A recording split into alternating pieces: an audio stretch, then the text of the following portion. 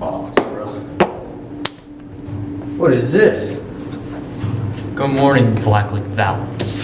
Today is Thursday, January 13th.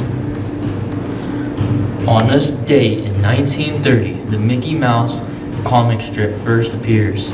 And in 1999, Michael Jordan announced his retirement from the NBA. On today's sports schedule, our junior high and varsity boys basketball team will travel to Portage. The junior high game will tip off at 4, JV starts at 6, and that will be followed by the varsity game. Good luck, guys. On Friday, our junior high and varsity girls basketball teams will both play Ferndale at home. The junior high games start at 4 o'clock. Varsity game will begin at 6 o'clock. As there is no GV game tonight, our senior players will be recognized before the game.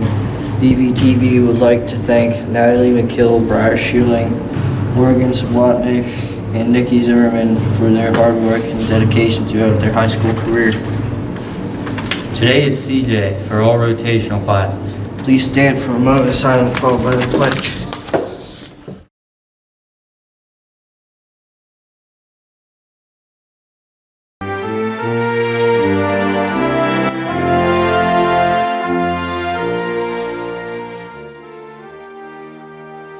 I pledge allegiance to the flag of the United States of America and to the republic for which it stands, one nation, under God, indivisible, with liberty and justice for all.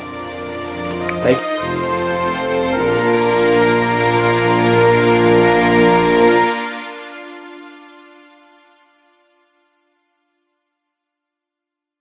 Today's weather is expected to be a high chance of snow showers with a high of 37 degrees.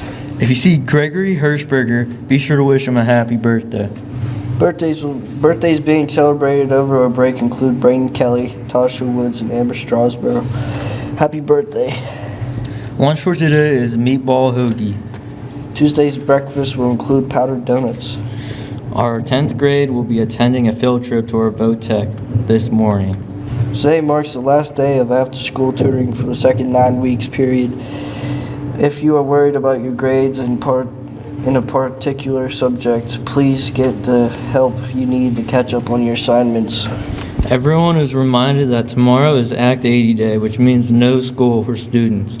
The district will also observe Martin Luther King Day on Monday, so enjoy your upcoming 4-day weekend. And finally, we leave you with today's joke of the day. Why did ducks have feathers? To cover their butt quacks. Have a great day, everyone. Enjoy your long weekend. See you guys. See you back here on.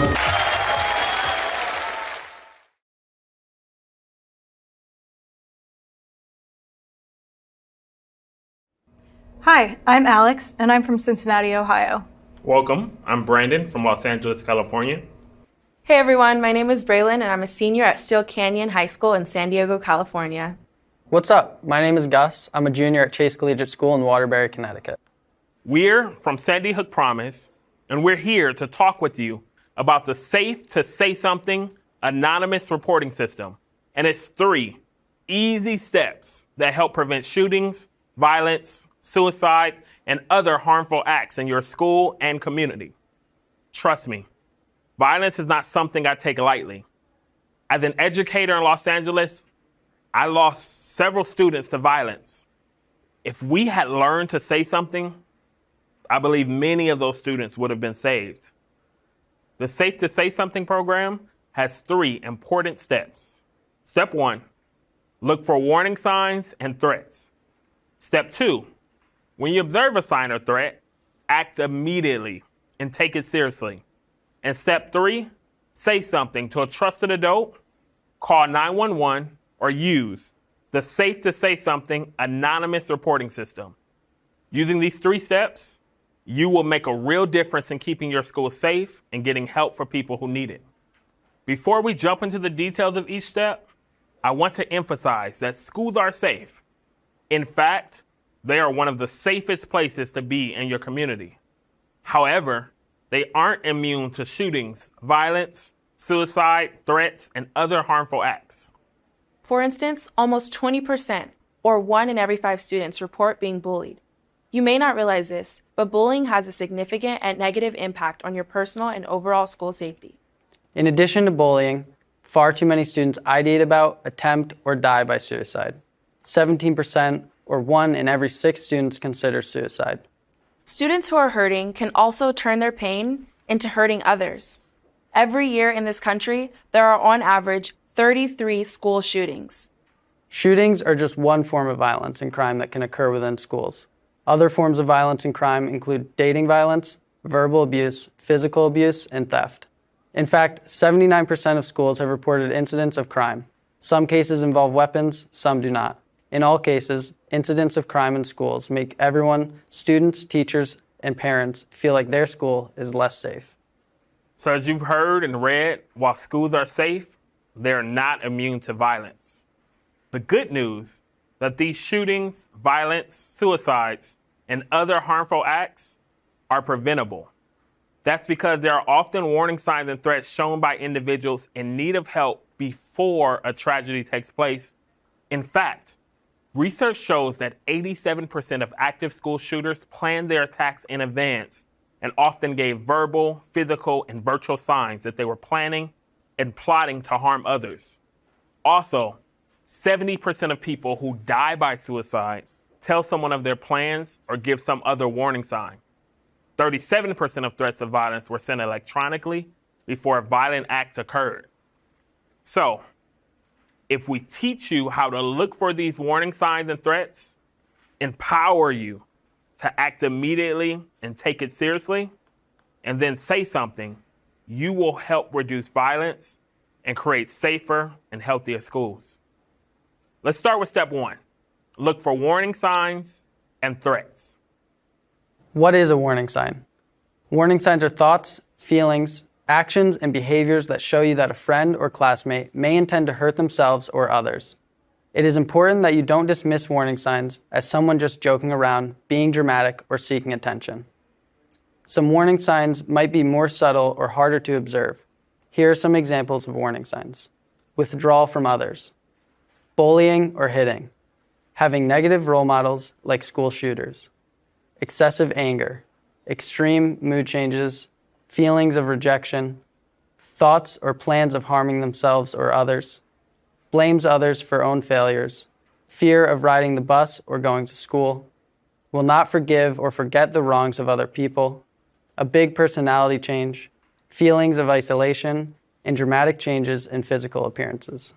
Other warning signs include actions that are more obvious to observe, such as giving away possessions, fascinations with suicide, rigid beliefs or ideologies, bragging about access to guns, fascination with weapons or school shootings, fascinations with or writing and drawing about death, recruiting a friend to join an attack, warning a friend to stay away from school or an event, or bragging about an upcoming attack. You also need to look out for threats. So, what is a threat? A threat is when a person communicates that they intend to harm themselves or someone else. They might say it, write it, or post it. Here are some examples of threats. After an act of violence in a different school, if a person says, someone should do that here, or someone should blow this place up, that is a threat. Threats could also be someone posting or saying, life isn't worth living. I'm gonna take her and her friends out. You'd be better off without me. Or they will regret they ever met me. These types of statements clearly indicate that someone may be considering hurting themselves or someone else. So where can we find warning signs and threats? Anywhere and everywhere. You could find them on the bus, in the cafeteria, in hallways, in the classroom, at parties, and sporting events. While you are going to find warning signs and threats everywhere, you are most likely to find them on social media. Like me, I'm sure many of you have seen warning signs on Insta, Snap, and other social media platforms. It's where many students go to make a threat or express their feelings, including anger, anxiety, or depression. And trust me, the adults aren't on the same platforms we are, so they aren't seeing everything we see. We are the eyes and ears of our school. That's why we need to learn how to recognize when someone needs help. Here are examples of social media posts from students threatening to harm others.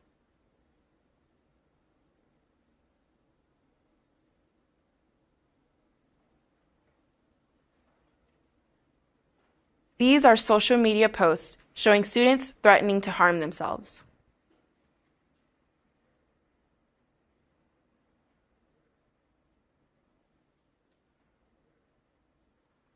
Here are some examples of social media posts with warning signs about potential school shootings.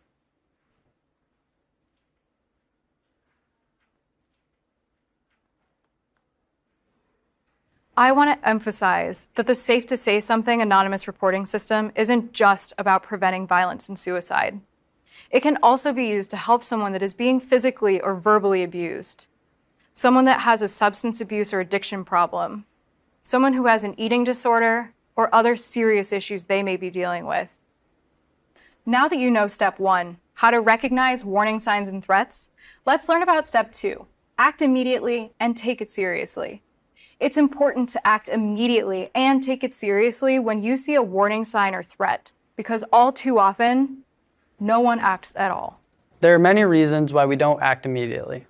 For instance, we think a student is joking, not serious with their threat, or that someone else will do or say something about it to an adult. Listen to these common statements and thoughts. We all spoke to him, and he said he would never do that. I thought someone else would tell someone. I thought they would feel better tomorrow. They're too young to hurt themselves or others. He just wants attention. It's not real. I would say something if it was a big enough deal. I'm waiting for the right moment to say something. If he was going to do something, why would he announce it publicly? You know, just because it may be difficult doesn't mean it's an excuse for doing nothing. Not taking warning signs seriously and failing to act immediately could result in tragic consequences for you, your friends, and your classmates. I can appreciate that what we're asking you to do may seem hard, but it doesn't have to be. It's helpful to know that there's no specific age when people start to show warning signs, and it's okay if you don't understand why a person is doing or saying something that concerns you. You can leave this to experts to understand and determine what help that person may need. Remember, individuals often announce their planned actions or show other warning signs. The most important thing is that if you see warning signs and threats, you act immediately and take it seriously. It's up to you to be an upstander, not a bystander, for your friends and classmates. Another reason that prevents students from acting immediately is that they fear they may be labeled a traitor or a snitch. They also may be afraid of being alienated, getting physically hurt, or getting into trouble. There's a huge difference between saying something and telling on someone, or snitching. When you snitch, you're looking for a reason to get someone in trouble, either to create problems for them or to get something for yourself. When you say something, you're trying to get someone help for their own safety. Saying something is about helping someone else. After we see warning signs or threats, act immediately and take it seriously. The final step is to say something to a trusted adult, call 911, or use the Safe to Say Something anonymous reporting system. One of the ways that you can say something is to tell a trusted adult. They have the experience and knowledge to get help. A trusted adult is someone who will listen to you and someone you can always rely on. My trusted adult is my teacher, Miss Walker. I can go to her if I ever have a problem or see any of my classmates displaying warning signs. Your trusted adults can be a lot of different people. They could be your school teacher, your school administrator, your counselor, or your coach. They could also be someone outside of school, your parent or guardian, a friend's parent, family member, or a religious leader. Talking to adults or 911 about a warning sign or threat that you are seeing can sometimes feel difficult or awkward. But here is what you can do to prepare for this conversation. Gather any text, photos, videos, or other communications that you have available to show your trusted adult or share with 911.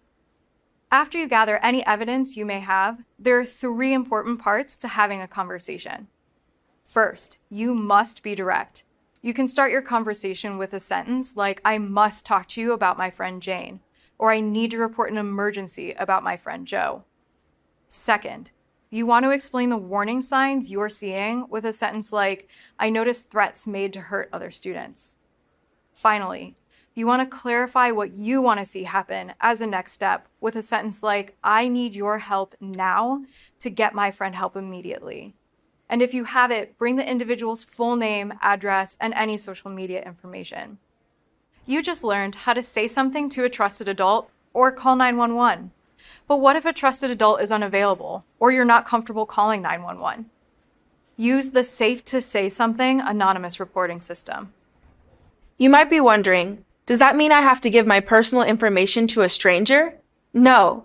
The Safe to Say Something anonymous reporting system is completely anonymous, so you don't have to give any information about yourself that you don't want to.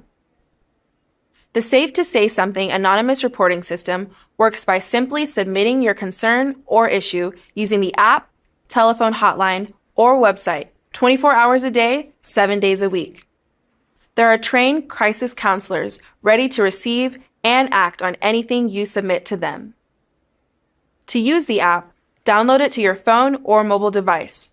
Search for Safe to Say Something anonymous reporting system in either Google Play or the App Store. Next time you have your phone, remember to download the app. Once you've downloaded the app, open it on your mobile device. The first time you launch the app, you will need to create your own numeric passcode. Then you can sign in. Next is to locate your school within the app.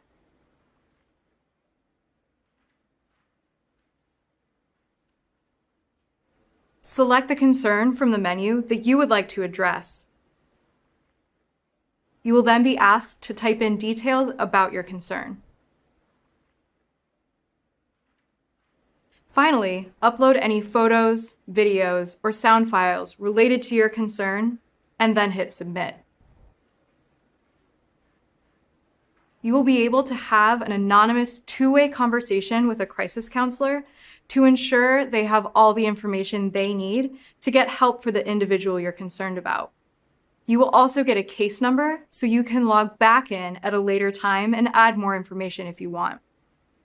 If you want to submit a tip on the website rather than through the app, first go to safetosaypa.org. Once there, select the Submit a Tip icon and then complete the form. If you'd prefer to submit a tip over the phone, call 1-844-SAF-2SAY or 1-844-723-2729. You will speak with a crisis counselor who will ask you a series of questions. Before the call is over, the crisis counselor will provide you with a tip number and password. This information will allow you to log in online and provide new or additional information you may have about your tip. After you've logged in online, it allows you to exchange private messages to share any additional anonymous information. It's as easy as that.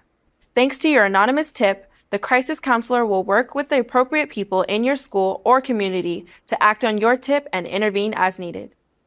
Today, you learned the 3 steps to the Safe to Say Something anonymous reporting system. Step 1, look for warning signs and threats. Step 2, act immediately and take these warning signs seriously. And Step 3, say something to a trusted adult, call 911, or use the Safe to Say Something anonymous reporting system.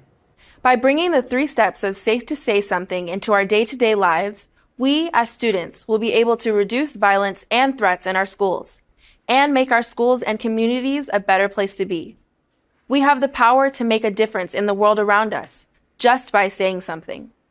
Thank you for taking the time to learn about Safe to Say Something.